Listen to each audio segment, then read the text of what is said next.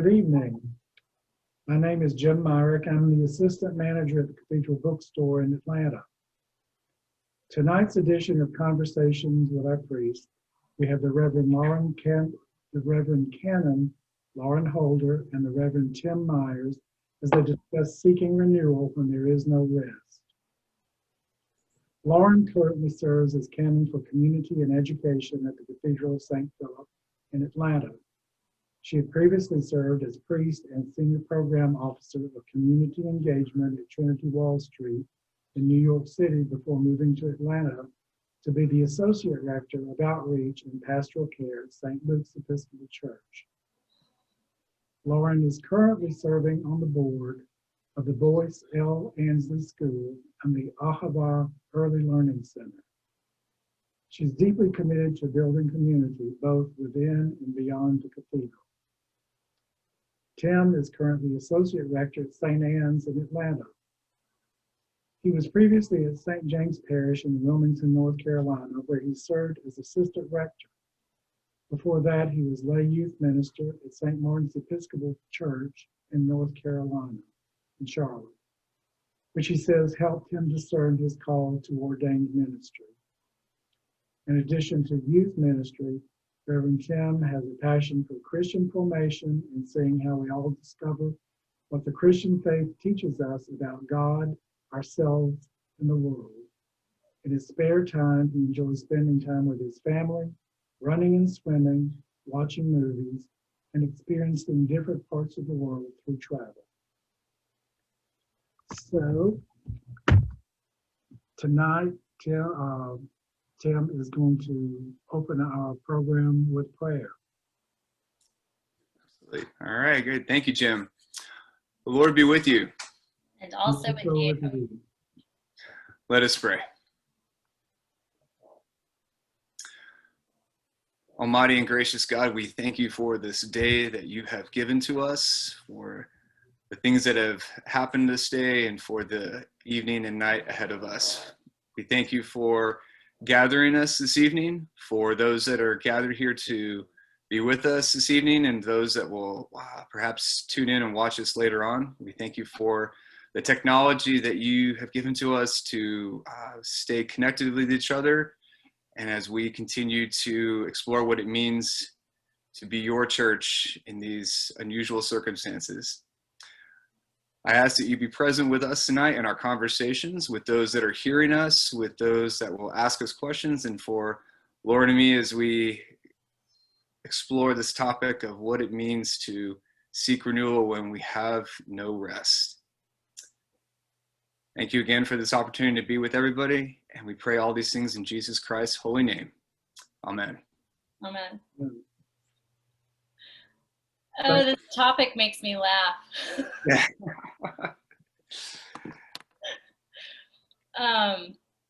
Tim and I are really good at not having rest. So that's for sure. So Tim, and actually, I think we should probably name for our friends here our friendship, right? Yep, absolutely, absolutely. So Lauren, go ahead, Lauren. Tim and I have been friends for a really long time. We were youth ministers together in North Carolina, which the bookstore did not know when they asked us to team up tonight. So this was pure coincidence that they would find two people that have known each other for as long as we have, and before we were ever priests, and have served alongside each other in church basements and and happenings and campfires, all of that. So, oh, even at the swimming pool, Tim taught me how to do flip turns back in the day. So way back in the day. Yep. Yeah, it's so cool. And we also discovered that that my wife and Lauren were actually from Lexington, Virginia. So we also have that in common. And so it was interesting that, once again, it shows you just how small this world really, really is. So it's so neat to be able to do this with Lauren this evening and to be with all of you. And then we also have children that are pretty much the same age. And both of them are, both groups of children are being put to bed right now. So there is a chance that you will hear cries of obstinance or I'm not ready for bed yet from either one of our households at any point during this conversation. Yep. Don't be surprised if you see a child running along here or doing something. So it's part of just our lives as parents and also as priests these days. I've got some paint on me from this afternoon's activity. So, well, Tim, tell me how you're doing. Yeah, so I'm good. I am good. I am have a lot going on right now. Right now at St. Anne's, we are currently in an interim period. And so we have not yet been able to call an interim rector yet. So I am sort of the solo priest, and I can see some of my parishioners on here right now that Irene is waving, and Irene knows what it's like at St. Anne's right now. So I say I'm good because I really enjoy what I'm doing. It's busy, chaotic, and a lot to take on right now. But yeah, for the most part, I'm actually doing pretty well. Having a wonderful group of lay people at St. Anne's who have really stepped up to the plate and have offered me assistance in any way I can, and real genuine assistance. Not, hey, call me if you need something, or hey, if you really want something, just let me know. But really saying, how can I help you? How can I offer you help during this time? So I've been pretty good, but staying busy, that's for sure. That's for sure. How about you, Lauren? How have you been these days? I'm doing all right. I'm tired. This weekend we were, celebrating the feast of St. Francis, and so we were reading the gospel. Come to me, all of you who are weary and exhausted and tired and heavy laden, and I felt that scripture was so poignant that I brought it back up for the midday meditation today because I needed to hear it again, and I thought others might need to too. Just the idea of Jesus saying, "Come to me tired." Don't have to get all your stuff together. Figure it all out and then come to me, but come to me tired. So that's what I'm doing right now. I've been coming to Jesus tired. It's interesting. I feel like now that we're in this season there's this excitement of being able to do some things in person again at the cathedral. We're doing in-person worship on Sundays. And this Sunday will be the first Sunday that we're doing communion. We're doing Eucharist in one kind since we just got permission to do that this week. And so that is all really exciting and a good and joyful thing. And at the same time, we're still doing all of our online things because it's really important to do that. And so this hybrid time is difficult. It means you're basically doing twice the work. But it's important that we offer both of those things. And so I think one of my challenges is trying to find a day off.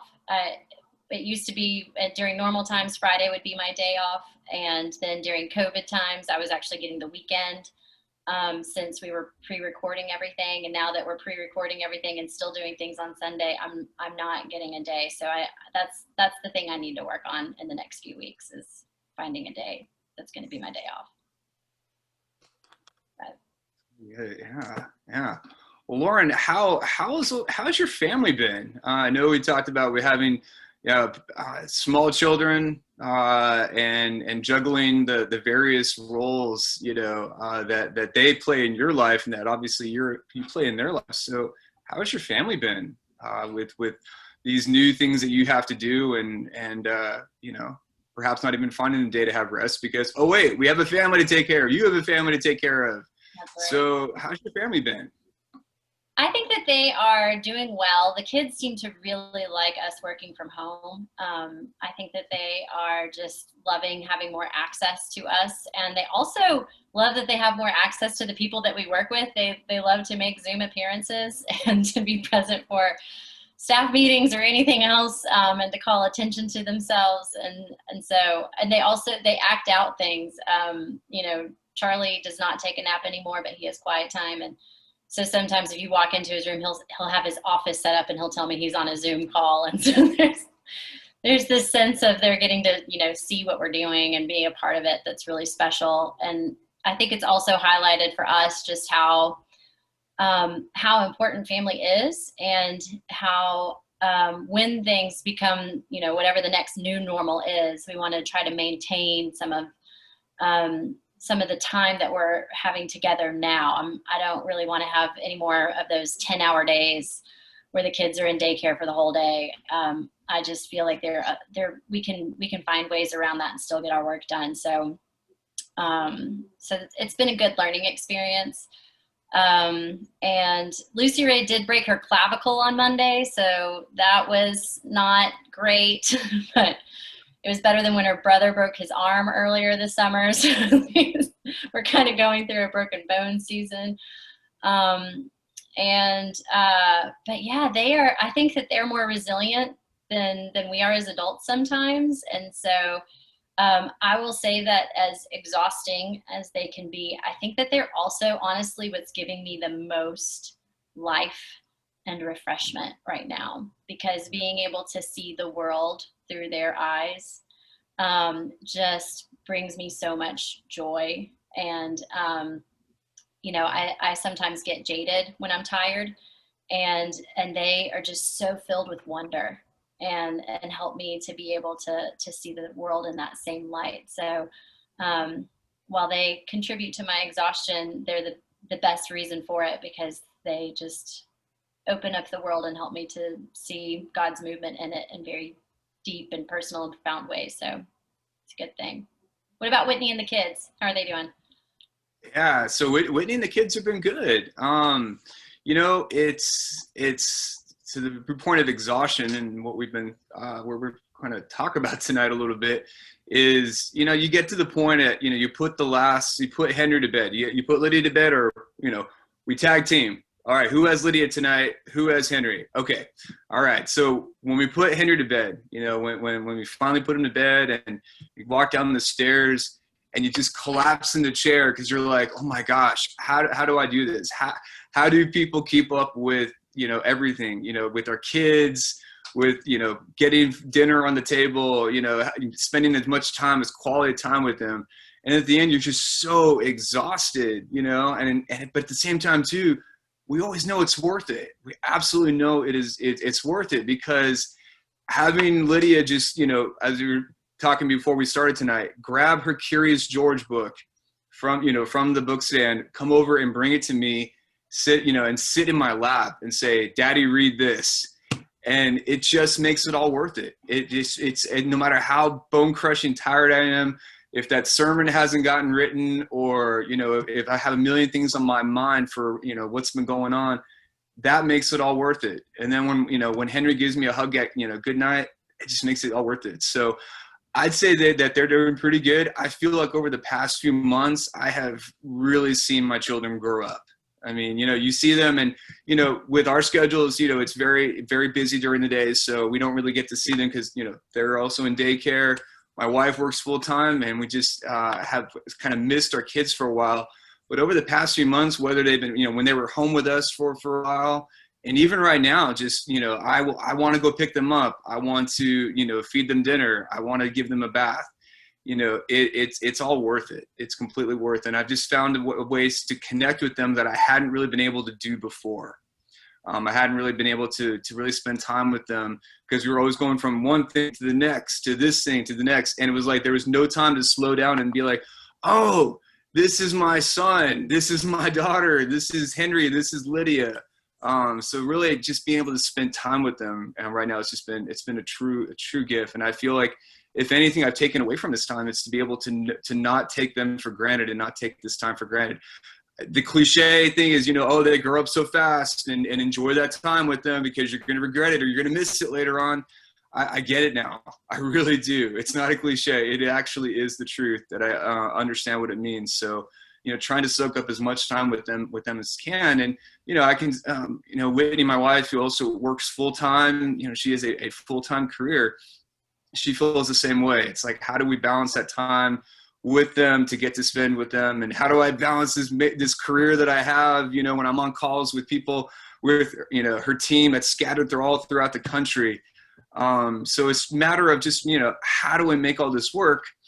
And we've just been able to find ways. We've kind of been forced to, especially in the past few months, to figure out how did we, spend time with each other, and what does it mean? And I know it sounds really cheesy, but we've found everything from, okay, it's Saturday morning, it's waffle morning. We know that it's waffles on Saturday morning, and it's a little routine, a little tradition that we've started, and it just makes everything so good, because when we were sitting around the table eating, it's like, yep, no matter what happened this past week, no matter what's been going on, this is all about us being together right now, and trying to navigate this. So it's been good. The family's been really, really good.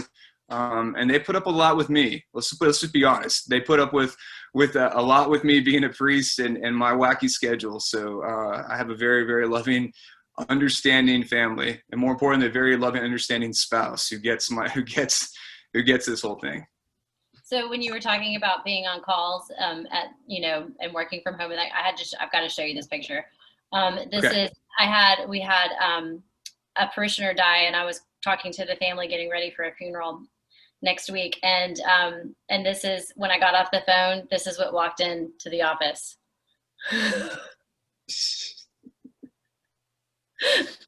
Covered in stamps. So you smile, right, Lauren? You just smile, right? I mean, you're going from sitting with a suffering family to a child walking in covered in stamps. It's crazy times. Yeah. And how was that transition for you when you did that? Going from that major thing to, oh, here's my son covered in stamps. Well, I don't know if you can tell, but his face is pretty serious. So that gives you a sense of what my tone was. Right. But only because I knew that these stamps do not wash off well. He still has some remnants of the stamps 2 days later. It's not very washable ink. So, there's that.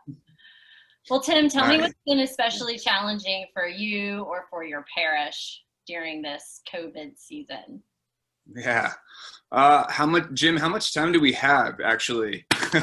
Yeah, I'm joking, because there's a lot. And let's be honest, there's been a lot that's been challenging during this time. I think for me, let me start off with St. Anne's, with our parish. And I think what's been extremely challenging is that everything happened so quickly. So when, in early March, when we started to understand the seriousness of the pandemic, and when things started to shift so quickly, it was, having to make that adjustment so quickly. So one Sunday we were in church, and another Sunday, we're broadcasting on Facebook Live, the morning service. And I think that's been challenging, is that we've had to make so many adjustments and changes so quickly, and learning what that means. And it's like, we also learned not to get comfortable with where we are right now, because not only did something change, with what we were allowed to do based on the diocesan guidelines for our worship, but also then Holy Week came, and it's like, how in the world are we going to do Holy Week? And so we had to kind of pivot and figure out how to make that happen. So it's just the ongoing changes, and we all know that, things change. Life in the church is never the same, that it's always organic, it's always changing. But I feel like that was multiplied by 1,000, because we had to make so many changes. We had to learn how to be an online church. We had to learn how to do church online. For a while there, we had to learn how to do church, from our house, from our homes. And right here, as Henry says it many, many times, when I would tell him I'm going down to the basement, he goes, "Oh, are you going down to do basement church, Daddy?" Because he just knew that that's what I did when I came down here to record, or I came down here to broadcast live. This is where church was happening. So it's making these small changes and learning that we are having to constantly move and pivot and learn to adapt as quickly as possible. I'm not going to say one specific thing, because it seems like something was always just different. So it's helping the church make these changes, as we continue to go. And I think none of us thought we would ever be here right now. I don't think any of us thought, by this time in March, it's like, oh, it's okay, we'll be back to normal, to a normal life. That's obviously not happened. We just So got it's 2 weeks. It's just 2 weeks. right. Yeah, the schools will be open, you know, early April, right? Right after spring break, schools will be open. We'll all be back to normal, and we just know that's not the case. You know, it's not the case. So the challenge is also to help our community, help the parish learn to live into these challenges. And that's especially for me too, is learning how to make changes, learning how to adjust. Our rector, former rector Gaffer, she and I joked all the time. It's like they never taught us this in seminary. This is stuff that we never were taught in seminary. Or if they did, I missed the elective, and that's during that semester. But we really didn't. None of us were ever trained about how to be the church during the time of a pandemic. So for me personally, it was learning how to do this and how to make adjustments and changes with things that were always just constantly in motion. You know, and doing that. And I joke because we joked one day that, you know, saying, you know, when we took our ordination vows and we promised, we made commitments to do this for the church and we would be present. You know, I don't think that when Laura and I were ordained that we were thinking, oh, of course. And I really mean this when a pandemic's going to happen in 2020. Sure. Right. In 2014 and 2016, I don't think Laura and I were ever thinking about having to do this in 2020. But at the same time, too, we all know this is exactly what we signed up for. This is exactly what our ordination vows mean to us that are ordained. So personally, it's been challenging, but it's been something that has helped me grow a lot. Even though I'm completely exhausted, I have learned a lot about what it means to be in the church that faces unexpected challenges these days.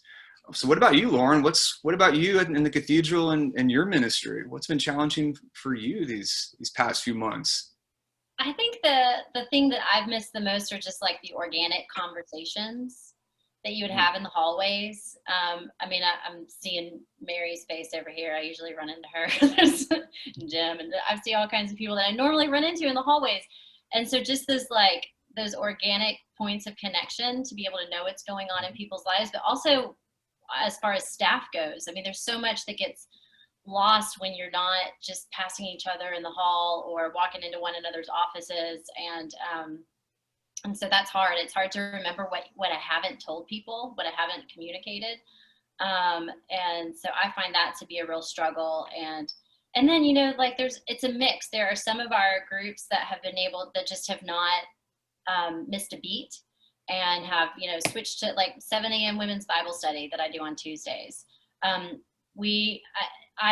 feel like if we have some new people that are able to come because they're not having to commute and different things like that, it has just been so life-giving when we did not skip a beat. And then there are other groups that have really struggled to do that and you know, found that Zoom wasn't gratifying, and that's real too. I mean, both of those things are true. And so just realizing that there's no one size fits all. And I think that's been, you know, some of the frustration on the part of our parishioners too, with some of the, you know, diocesan guidelines and things like that, is that the diocese is trying so hard to keep so many parishes that are so different safe. And yet we vary vastly, you know, in our spaces and in our populations and numbers and all of that kind of stuff. And so it's hard to find the flexibility that we need to be truly present with one another. So yeah, I think, but I really think that for me, both personally and, you know, as a parish, just missing those natural connection points. I get so excited when I run into somebody when I'm walking through the neighborhood or something like that, because I'm used to having those encounters 20 times a day, and I miss it a lot. Yeah, that definitely, that in person, like that we really have truly missed what it means to actually be in each other's presence physically, what that means. And we definitely, and doing pastoral care over the phone and over Zoom, that's not fun. I mean, it's better than nothing. I'm so grateful for what we have, but I miss, you know, being able to hold a person's hand and pray with them. I just, you know, I think that our sacraments, invite touch. You know, we touch the bread and the wine, and we touch when we baptize, like all of we touch when we confirm, we touch, it's touch, we touch one another. And so I'm really missing that a lot in our sacramental life. Yeah, hugs. What about hugs? I mean, I'm a hugger, and I miss these hugs. I miss, you know, being able to see people before and after the service and greet them with a hug. Yeah. And so just know that if you're at St. Anne's, you know, when we're able to have that first, you know, major big worship service, you know, where we're back to some kind of normalcy, just know that I will be hugging people left and right. So I might even spend, if I'm preaching that day, I might even spend the sermon, the time I'm preaching, going around to saying, forget the sermon. Let's just have a big group hug. You know? All right. So Tim, tell me where, like, how are you taking care of yourself? We're supposed to be talking about finding renewal when there is no rest. Like, right. What are you doing? Yeah. So what am I doing? Well, first and foremost, I took a 2-week vacation back in July. And I have normally, in the past, when I've taken vacation, I've only taken like a week at a time, a week here, a week there. I'd never taken 2 weeks off before, 2 weeks in a row. And I got to tell you, it was glorious. It was amazing. Because not only did I take that time to take care of myself, that I really needed, not to mention, you know, because of not only what we've been doing, you know, so far up until July, but also, you know, when our rector announced that she was leaving to take a position in Southeast Florida, it's like, you better take those 2 weeks to get ready for what's ahead of you, Tim. So I really was very intentional about taking that time off and doing, you know, some projects around the house, but also putting myself in front of the TV. I hate saying this, but being a lazy couch potato and just saying, you know what, I just want to watch a couple of movies that I have not seen in a long time, or I have not had a chance to watch in a while, and doing that for a few hours at a time. So I was very intentional about taking my vacation, and I actually want to take another week here in a little bit, but it's important to take care of myself by taking that time away, and truly being away from work in my ministry, not only to take care of myself, but also to find that time to rest and to just be, to be as well. But I also try to do that during the week. During, you know, for a while there, I was getting up really early in the morning, like 5 o'clock. And I was finding myself, you know, to have a little bit of extra time to myself during the morning before the rush of small children. And so I decided, we'll see how that works. And I actually found myself even getting more tired during the day, being, you know, worn out. So I decided, let's just try, you know, let's see another extra hour as sleep does. And let me tell you, it's done amazing things. So even taking, you know, getting up now at 6 o'clock has been wonderful for me, because it's just a little bit of extra, you know, that extra hour of sleep does wonders. So it's little stuff like that I've been finding, trying to take that day off, trying to take Fridays off, and really, you know, doing my best to honor that time away as time to rest, to, you know, rejuvenate, to relax. You know, even though I do a lot of stuff around the house on Fridays on my day off, I try to find at least a couple hours in the afternoon just to kind of just be, you know, park myself in front of the TV and watch something that I haven't, you know, watch something that I want to watch that my wife and I will not watch together. So it's trying to find that, you know, something to watch, you know, that brings me a little bit of joy and that helps me to slow down.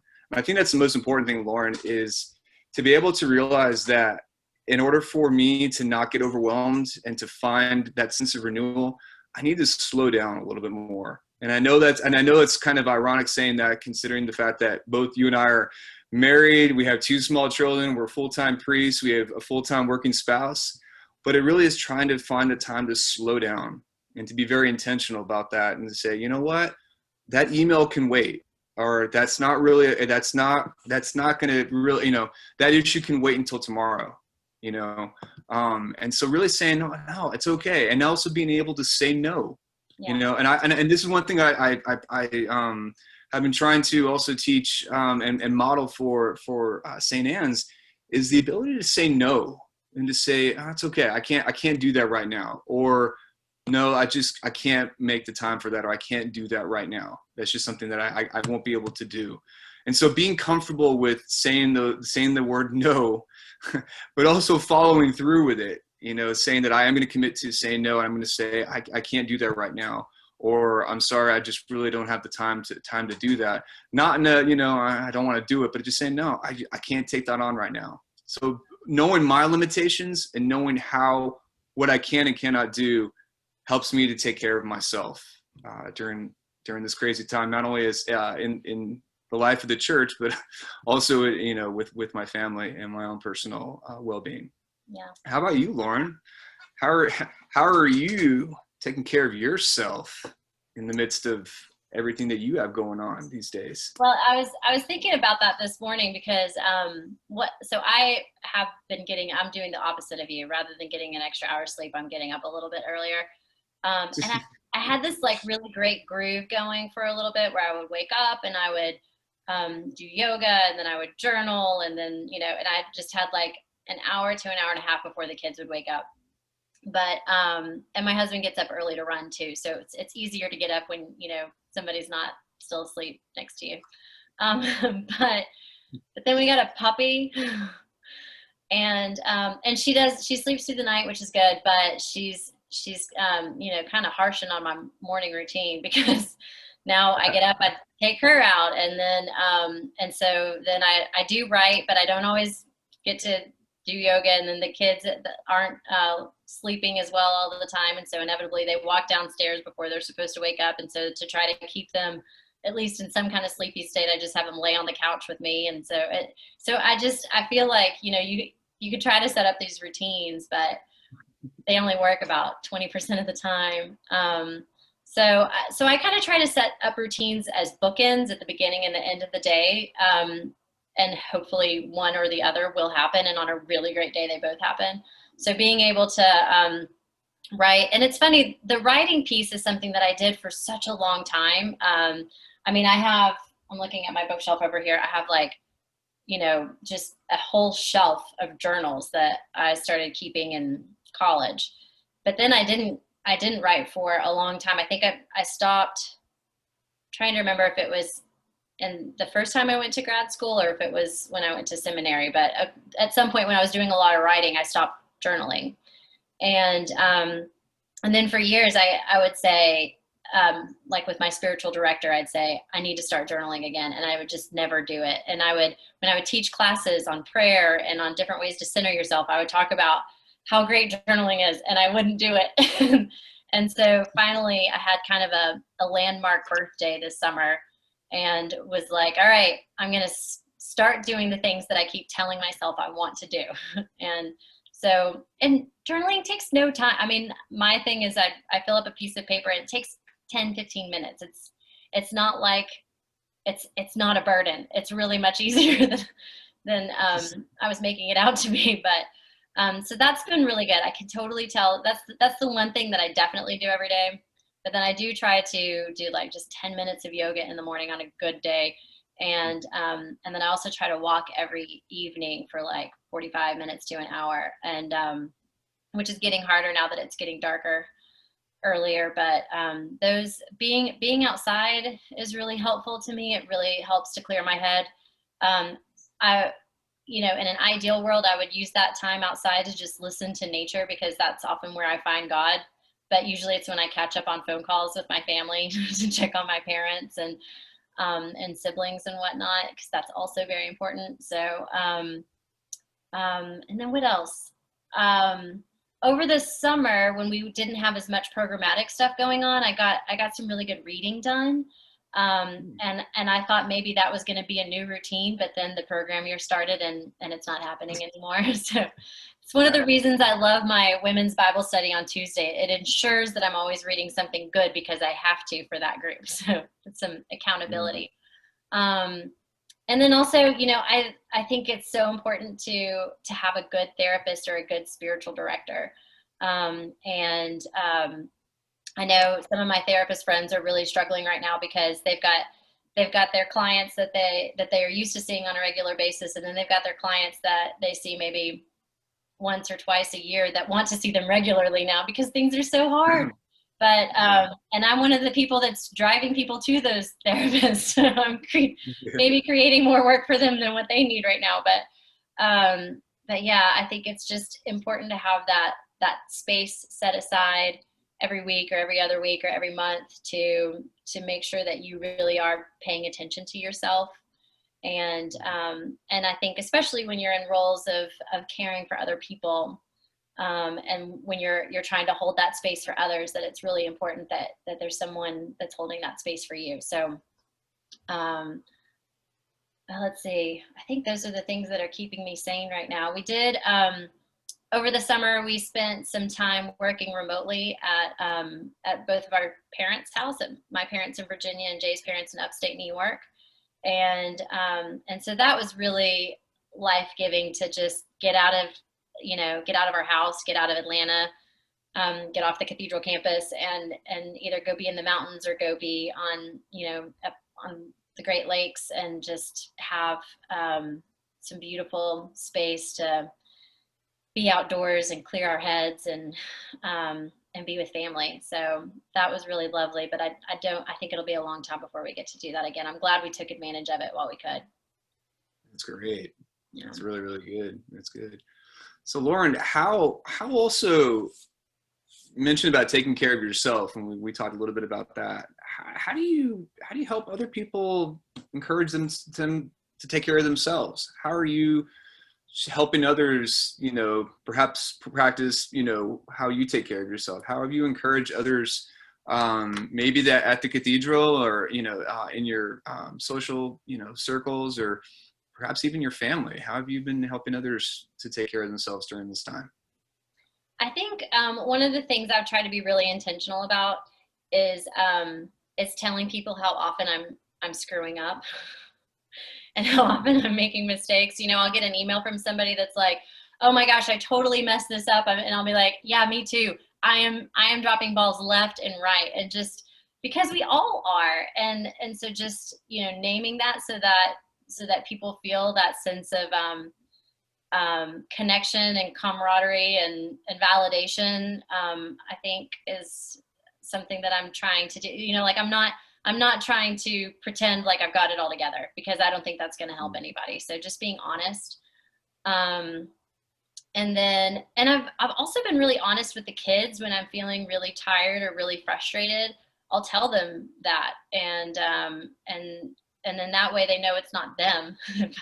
if I am not responding as warmly as I normally would, if they feel like that, they'll sometimes be like, "Mom, why are you talking in your mad voice?" And my mad voice is just like, "What?"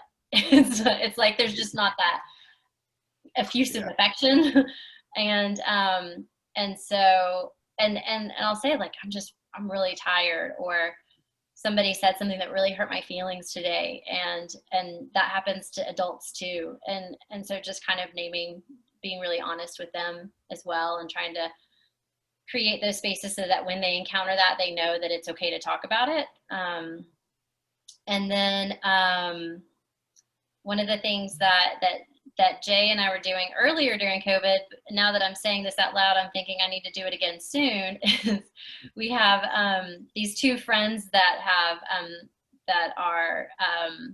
been a part of our viral circle the whole time. They're like the kids' aunts of Atlanta, since we don't have any family here.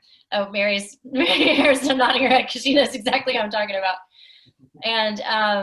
And they, so like every other week, when everything was really pretty shut down over the summer, they would have the kids over for a slumber party. And so just being able to have dinner and not, and we'd be having dinner at home, but it felt like a date. And then normally when we would go on a date, it'd be like, "Oh, you have to go home and relieve the babysitter." There was nobody to relieve because the kids weren't even in the house. And it was just so lovely to wake up in the morning and not have two extra bodies in the bed with you because they didn't wake up in the middle of the night. And so I think that that's been really important for us, is trying to find ways to it's so easy right now to just like prioritize the kids and work, like, because those are the two fires that need to be put out, and we know that we are both going to be there for each other, and so we're not like on fire the way the kids and work might be. But it's really important for us to find ways to prioritize our relationship too. It makes us better at work, and it makes us better for our kids, and it just makes us happier in general. So trying to find some space to do that. But yeah, I think praying with people is always helpful, and I'm grateful for the groups that I'm in at the Cathedral, where we get to pray with one another, corporate prayer, even if it's on Zoom. It's just, it creates that space for honesty, and I think the more that we can just name where we are, and know that church is a safe place for that, the more authentic we can be, and the more, I don't know, like my favorite quote is Irenaeus, the glory of God is the human person fully alive. And that means not faking it. So just, I think that when we're being true about who we are, even if it's just naming our exhaustion and that kind of thing, that that brings God glory too, because we're being honest, and we're being who God created us to be. So, but yeah, what are some things, are you noticing anything that you're doing to take care of yourself that's translating into other parts of your life, parish or family? Yeah. I think it also is not only at St. Anne's and in my family, but realizing that we're all just human beings. And I think perhaps a lot of times that we sometimes, even clergy, that we forget that sometimes, that we struggle just as much as anybody else. And I think helping people to realize that, yeah, I'm, me not necessarily doing the same thing or experiencing what someone else is experiencing, but, we've all been through something similar, that we're all going through things that are challenging us these days. And so recognizing that we are indeed human beings with limitations, that we're not going to be the superheroes that we all want everybody, to be in our lives, that I can't be, the perfect dad and the perfect spouse 100% of the time. Now, I know that's a shock for many of you to hear, but I can't, there's just no way. Yeah, I can't do that. And I'm glad to hear that Lauren, you're not the only one that has, how your kids can sense the angry, the mad voice and the mad tone, because, we are who we are, right? We're human beings. And so what I think I'm seeing is to let people know that it's okay. And Lauren, I'm glad you mentioned about messing up, to saying that we're just not, there's no perfect, human being. The only perfect human being walked this earth 2,000 years ago and showed us what it means to be human, and to experience what it's like to go through everything that humans go through. And that includes, not being the wonderful, loving people that we think we should be all the time, but realizing that we can only be who we are, and that sometimes circumstances force us to do things differently. And I think that's what I'm helping, at least I'm finding myself, is to find things differently. How can we still be in community? And this might be a sermon teaser for something coming up on Sunday, but how are we able to be, the community that maybe is not necessarily connected right now, but also realizing that that's okay, that we're not perfect. We're not a perfect community. We're not perfect human beings, but we're just doing our best to try to get by. My wife and I are trying to be the best parents we can be, realizing that probably half the time we're going to mess it up. And we'll put our kids in therapy later on in life. We already know that's going to happen. So, but it's also just trying to realize that we're doing the best that we can, for Whitney and me, it's trying to, connect in ways that we may not necessarily have been able to do before, by just laughing at something ridiculous that our kids did to either one of us or to each other at the same time, which happens frequently in my house.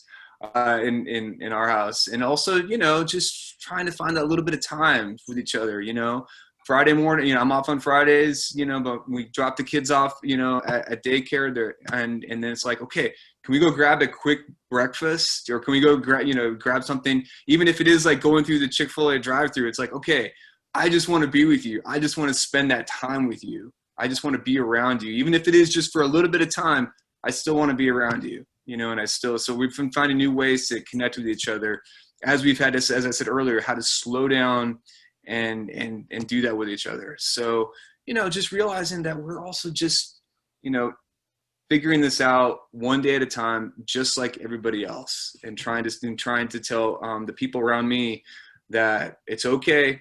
You are who you are.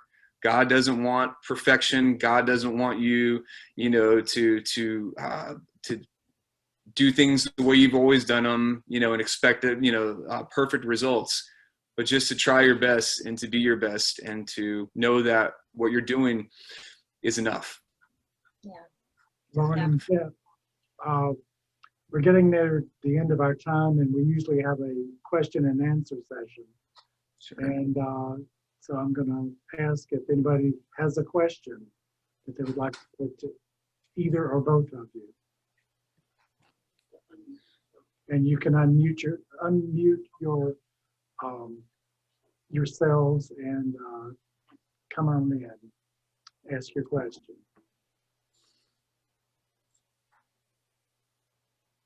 Goodness. I don't have a question. This is Mary Hare Graham, and I go to St. Luke's. I don't have a question, but a comment relating to what Lauren said about just being able to walk down the hall in church and drop into an office and say, hey, and if Lauren, when she was at St. Luke's, I'm busy, go away, then I would. But she never did. But I really miss that, and I have a hang up with don't bother somebody. So I don't call anybody on the phone. And finally one day, a couple of weeks ago, I picked up the phone to tell, that's gonna make me cry, to tell Elizabeth, who's at St. Luke's, that I just feel disconnected and not connected. And she said, after I told her why I don't call people, she says, now Mary, your job is to call me. You're to disturb me. So that was really encouraging. And of course, the interesting thing is that I was on her list to call because she had something to talk to me about, not because I was disconnected, but because of something else. So it's, I don't want to say it's really nice to be among priests who don't enjoy that, but you know, misery loves company. On the other hand, it's just an expression of how we are these days. And I've worked on creating regular situations where I meet people for lunch every week to make sure there's that connection. But you know, I walk into that cathedral and I look upstairs and I say, no, you can't go up and say hi to Lauren because she's not here. Right. So and the one time that I did see Mary Hare recently, I was running to go someplace else. I was like, I can't talk to you right now, but I want to. Right. So for long distance hugs, so that was fine. But it's you know, kind of, I don't know how many other people here feel that same way about not being able to just drop in and just say hi, and who knows what kind of helpful results you can get from a conversation like that.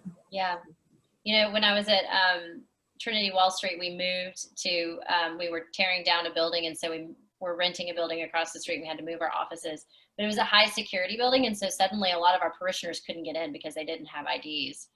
And so it made it really hard to do ministry. And I remember somebody saying at that point that 70% of ministry is interruptions, and it's a lot harder to, I mean, I'm on the one hand, I'm glad I'm not getting interrupted because there aren't enough hours of the day to get all of the work done. I mean, it's just, I'm either working really inefficiently or this is just really not sustainable. one of the two things, maybe both. But at the same time, like, that's where ministry happens. It's those drop-ins and those, you know, running into each other on the steps or in the hallway. That's when ministry happens. And I really miss that. We have a question on our chat line. What about some of us who live alone? What can we do to refresh ourselves mentally and spiritually? Yeah. Do you want to go, Tim? Yeah. So one of the things that I've in conversation I've had with people is that really that as much as the technology helps us, it also does make us feel separated from everybody. So being able to connect with people right now, even if the technology exists, it is extremely hard for people. It is extremely challenging for us to do that. And so, for those of us that live alone, I know it's hard. It is absolutely challenging. And while I can't speak, personally what that's like right now, I think just acknowledging that it is where you are, but also to find ways to connect. And I know this sounds a little strange, but intentionally reaching out and finding ways that you can connect with other people, whether it is, as Lauren described earlier, going on a walk, being outside, finding ways to connect outside, finding ways that you can connect with faith communities right now, even if it is online. And again, I know it's not a substitute for being in person, but realizing that it is something that is unique, but also something that we can embrace and understand, and finding ways that people that are experiencing the same thing can be there with you, can be present with you, knowing that you're not alone in this, but that it feels like it, but knowing that God is truly there with you right now, with people that feel alone. And finding ways in which that we know that people are alone, so that we can reach out to them and say, you're not alone. Like, even if it is, Mary, as you said earlier, just picking up the phone and calling somebody, or texting somebody, or even just, emailing, or, a socially distant, hey, I'm outside your window, outside your house, not in a creepy, stalky way, but, I'm just here. I want to be, I want to be here and see you. But know that you're not alone, that other people are going through this as well. And I think it is to try to force ourselves to do things. And I think one of the worst things to do is to just kind of sit and be where you are right now and say, this is just it. This is the circumstances. Well, these are circumstances, but what can I do to fix this? Or what can I do to make this a little bit easier for myself? What do I need to do to seize this moment and do something about it?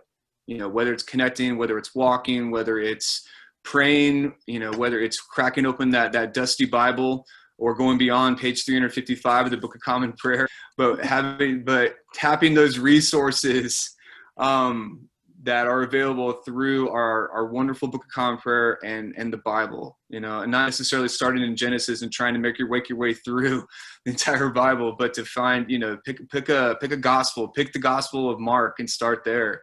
I actually love Genesis. It's my favorite. I love it. Yeah. But realizing that we are in our situations, but how, there are ways in which we can connect, and also to say, and most importantly, I think what I really want to say is ask for help. Reach out to clergy in your parish that might be able to help you, reaching out to your friends, or also just acknowledge that I feel alone, or I feel cut off, or I feel isolated. I feel like my faith is not, my faith is really challenged right now. To be honest, to be very honest and genuine with where we are right now, and to say, this is where I am. I need some help. Yeah. Tim, Lauren, or, whoever it is where you are, to say, I need some help. Can you help me? Yeah. And that's one of the most important things is, for us as human beings, is to say, I can't do this alone. Please help me. Yeah. And I've been thinking, sorry, Jim, I can see your job. No, you're fine. Go for it, Lauren. There's I think this might be my mom's idea, who lives alone, and I believe it was her. She's actually on here, but she doesn't have her camera on, so she's not going to tell me if this is her idea or not. But she was talking about, I think, if not, it was some other brilliant person, basically like making a list of knowing that you are alone and that you are seeking that connection, and knowing that you're not unique in being alone and seeking that connection. I mean, you're alone, but you are not unique in being alone. So who are other people that you know that are living alone? Making a list of those people and just having one person a day that you call and check on. because not only does that help you connect with other people, but you're serving somebody else too. And I think that sometimes that helps us to get out of our heads and get just kind of when we can focus on how we're caring for others, that sometimes that can really lift us up. So I think that's one thing is just kind of making a list of other people that you know that are living alone and calling, to check on them, and in the process you'll be checking on yourself. But then not every, the other thing is getting outside, I think, is really, really, really, really important every single day. And I know that not everybody can get outside. So there was a time when my granddad couldn't get outside because he lives in an assisted living place. But we had every Thursday at noon, we would have Zoom with my granddad. And so it would be all of the kids, grandkids, great-grandkids, everybody on the screens. And it started out as a time when we would ask him questions about, like, tell us what it was like to date, grandma in high school and different things like that. But it eventually just became a let's watch the grandkids interact with each other kind of thing. And it was such a blessing to me because he lives in Texas and I usually only get to see him once a year. And my kids only get to Charlie's met him twice and Lucy Ray's met him once. But now they know what he looks like. They know what his voice sounds like, because we would have these, and that never would have happened without COVID. So I think that if you can find people that you miss connecting with, maybe it's some peers from high school. I mean, it could be all kinds of different, folks that might be in a similar situation and using technology to connect you, but get outside. Get outside. Yeah. Well, I think we've just about come to the end of our discussion. We've got 3 minutes, so I've got one simple question. I think most of it was answered. What would you suggest to someone struggling with faith during this time of so much isolation? We've got a minute. Somebody fast. 30 seconds. Okay. All right. Know that the struggle is real. And I know that's the cliche, but that is a genuine struggle that I think a lot of us, including myself, even as a clergy person, have felt during this time. How do I make sense of this when we have been so isolated? Knowing that you're what we said earlier, you're not alone, but to reach out to other people that might understand, how you're feeling, and to be connected in a community of people, whether it's online or in a neighborhood or wherever that person is, to be able to say that this is where I am, this is my struggle, but knowing that God is actually present, God is still present, God continues to be present, God will always be present, even in times when we feel challenged by our faith, we feel like we don't know what we're doing, we don't know where we're going, knowing that God is still walking with you, even when we have doubts, even when we don't know where we're going, God is still with us. Thank you. Yeah. And I would say that when you're wrestling with your faith and when you're wrestling with God, you can't wrestle from a distance. So God is near. Thank you. Okay, before we end, next week we have scheduled the Very Reverend David Probst of St. Stephen's in Milledgeville and the Very Reverend Daniel Brown of the Church of the Advent in Madison, and they will be discussing balancing with humor the lighter side of pandemic. Can't wait to hear that one. So, Tim, if you would end our. Lauren. Oh, sorry. Let's go let him do it again. No worries. Lauren, if you would end our. I will, and I'm going to use a book that you can find at the bookstore. It's called The Women's Uncommon Prayers book. We'll have to order more of those. Well, and mine, look, my binding is coming off. This is how much I use this book. But in the back, there is a, where is it? There is a prayer for transitions, for change, for times of change. So this is a prayer that Reverend Linda Smith-Criddle wrote. I think it's really beautiful. The Lord be with you. And also with you. With you. Let us pray. Assist us, Lord, in living hopefully into the future. In the face of change, Help us to set unnecessary fears aside and to recognize our potential for creative response. Help us to develop a reasonable optimism when confronted by the new and to guard against our own defensiveness. Be with us as we remember and celebrate former times and keep us from unreasonable yearning for them, which takes us away from the work you have set before us in our time. All this we ask in the name of your child, our Savior, Jesus Christ. Amen. Amen. Thank you both, and thank everyone who came to visit and discuss. And Thanks, Jim. Thanks, Jim. Appreciate